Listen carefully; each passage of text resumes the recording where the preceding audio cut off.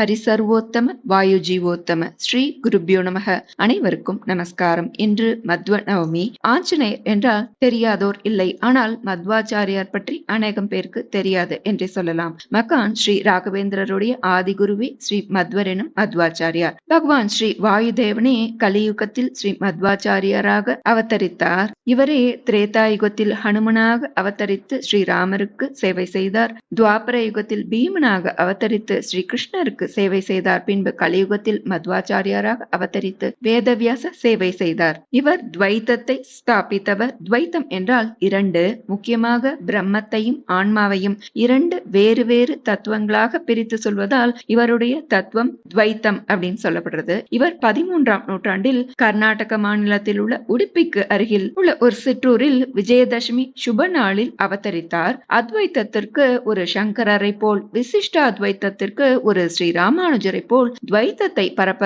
இந்த கலியுகத்தில் அவதரித்தவர் ஸ்ரீ மத்வாச்சாரியார். மத்வர் என்றால் யாராலும் வெல்ல முடியாதவர் என்று பொருள். இவரது இயற்பெயர் வாசுதேவன். 7 வயதிலேயே சிறுவன் வாசுதேவனுக்கு உபநயனம், அதாவது பூணூல் வைபவம் நடந்தது. பின் ஒரு பெரிய மகான் வாசுதேவனின் கைரேகையை பார்த்தார். வருங்காலத்தில் இவர் சிறந்த ஞானியாக ஒளி வீசுவார் என்று சொல்ல அதுவே பிற்காலத்திலும் நடந்தது. இவர் சிறு வயதாக இருக்கும்போது தந்தைக்கு கடன் கொடுத்த ஒருத்தர் கடனை வசூலிக்க வீட்டிற்கு வந்தார். கடனை திருப்ப கேட்டார். அவரது தந்தையால் திரும்ப தர முடியாத நிலை. அதை கண்டார் மத்வர். வீட்டிற்கு உள்ளே சென்று புளியங்கொட்டைகளை கை நிறைய எடுத்து வந்து அந்த கடற்காரரிடம் கொடுக்கவே அது அனைத்தும் தங்க காசுகளாக மாறியது. ஆச்சரியத்தோடு பார்த்தார் கடன் கொடுத்தவர். ஏதோ ஒரு தெய்வீக சக்தி இவரிடம் இருக்கிறது என்று அவரை கைகூப்பி வணங்கி அங்கிருந்து சென்றார். அந்த சிறுவனை மத்வாச்சாரியராக பிற்காலங்களில் உருவெடுத்தார். அற்புதங்கள் பல செய்த வாசுதேவன் 10வது வயதில் துறவரம் மேற்கொள்ள நினைத்தார். அதை அவரது பெற்றோர் விரும்பவில்லை. அதனால் அவர்களுக்கு அடுத்த மகன் பிறக்கும் வரை அந்த எண்ணத்தை ஒத்தி வைத்தார் வாசுதேவன். அதே போல் அவர்களுக்கு அடுத்த பிள்ளை பிறந்தவுடன் வாசுதேவன் துறவரத்தை மேற்கொண்டார். உடுப்பியில் அச்சுத பிரேக்ஷாச்சாரியார் என்ற குருவிடம் சந்நியாச தீட்சை பெற்று ஆனந்த தீர்த்தர் என்ற திருநாமத்துடன் வேத உபநிஷத்துகளை கற்று தேர்ந்தார். பாரத தேசம் முழுவதும் யாத்திரை மேற்கொண்ட ஆனந்த தீர்த்தர் பத்ரி கஷேத்திரத்தில் பகவத்கீதைக்கு கீதா பாஷ்யம் எழுதி அதை குரு வியாசரிடம் சமர்ப்பித்து அது மிக உயர்ந்ததாக போற்றப்படுகிறது. அது மத்வ விஜயத்திலும் குறிப்பிடப்பட்டுள்ளது.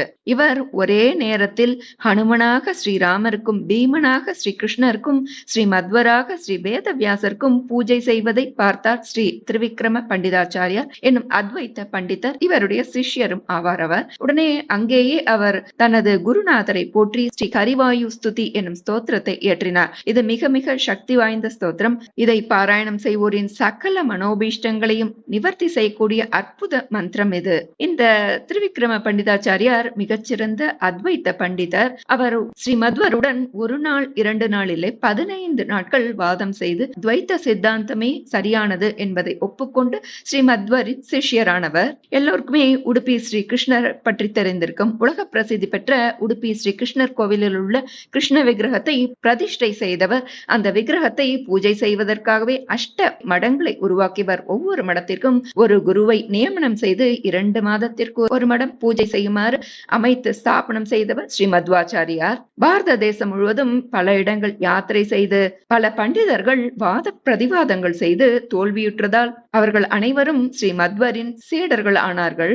ஒரு முறை ஸ்ரீ மத்வர் கடற்கரையில் அமர்ந்து தியானம் செய்து கொண்டிருந்தார். அப்பொழுது பெரும் புயல் வீசியது.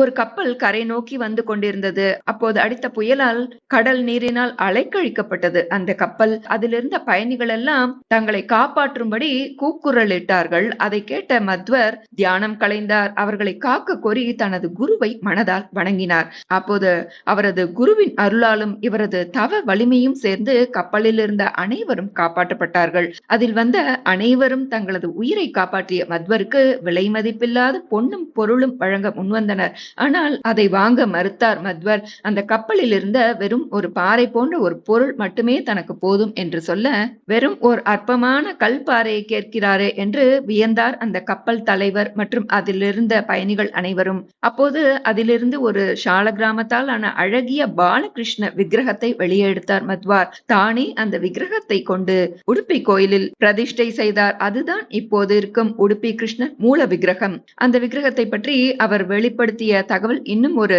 ஆச்சரியமானது, விந்தையானது. விஸ்வகர்மா என்ற தேவ சிற்பியால் செய்யப்பட்டது உருவானது. துவாரகையில் துவாபர யுகத்தில் ருக்மிணி தேவியால் பூஜிக்கப்பட்டது. பிற்பாடு துவாரகை மூழ்கிய போது கடலில் மூழ்கிய விக்கிரகம் அது. இப்போது அது மத்வர் கையில் கிடைத்து வெளிப்பட்டது.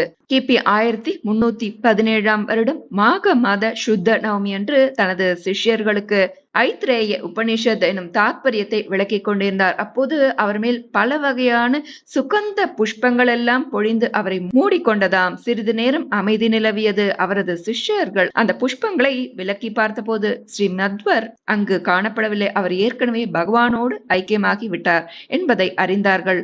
அப்போது மத்வரது வயது 79. ஸ்ரீ மத்வருக்கு பின் அவரை பின்பற்றி பல்வேறு சக்தி வாய்ந்த மகான்கள் அவதரித்தனர். அவர்களில் ஒருவரே தமிழ்நாடு புவனகிரியில் பிறந்து கும்பகோணத்தில் சந்நியாச வாசம் செய்து மந்திராலயத்தில் ஜீவ பிருந்தாவனம் அடைந்த அற்புத மகான் ஸ்ரீ ராகவேந்திரர். அப்ரமம் பங்கரம் ஹிதம் அஜடம் விமலம் சதா ஆனந்த தீர்த்த மதுலம் பஜேதாப த்ரயாபகம். இது ஸ்ரீ மத்வரின் மங்கள சரண ஸ்லோகம். இந்த நன்னாளில் நாம் ஹனும பீம மத்வ துவாதசநாம ஸ்தோத்திரம் பாராயணம் செய்யலாம். அத ஹனும பீம மத்வ துவாதசநாம ஸ்தோத்திரம். ஹனுமானஞ்சனா சூனுர்வாயு புத்ரோ மகாபலக ராமேஷ்டப் பால்குண சுகஹ பிங்காக்ஷோமித விக்ரமஹ உததிக்ரமணश्चैव சீதா சந்தேஷஹாரகः லக்ஷ்மண பிராணதாதா ச தசக்ரீவஸ்ய தர்பஹாஹ द्वादशैतानि नामानि कपीन्द्रस्य महात्मनः स्वापकाले प्रबोधे च यात्राकाले च यः पठेत् न भयं विद्यते तस्य सर्वत्र विजयी भवेत् मारुतिः पाण्डवो भीमो गदापाणिवृकोदरः कौन्तेयः कृष्णदूतश्च भीमसेनो महाबलः जरासन्धातको वीरो दुःशासनविनाशकः द्वादशैतानि नामानि भीमस्य नियतं पठन् आयुरारोग्य सम्पत्तिम् अरिपक्षक्षयं लभेत् पूर्णप्रज्ञवो ज्ञानदाता मध्वोद्वस्तदुरागमः तत्त्वज्ञो वैष्णवाचार्यो व्यासशिष्यो यतीश्वरः आनन्दतीर्थषण्णामा जितवादी जितेन्द्रियः श्रीमदानन्दसन्नाम्नाम् एवं द्वादशकं जपेत् लभते वैष्णवीं भक्तिं गुरुभक्तिसमन्विताम् इति हनुम भीम मध्व द्वादशनाम स्तोत्रम संपूर्णम्. ஸ்ரீ குருப்யோ நமஹ. ஹரிஹி ஓம். இதை சொல்வதால் தீர்க்க ஆயுள், ஆரோக்கியம் மற்றும் சகல சம்பத்துகளும் வந்து சேரும். அனைவரும் பாராயணம் செய்து பலன் பெறுவோம். நல்லதே நடக்கும். நமஸ்காரம்.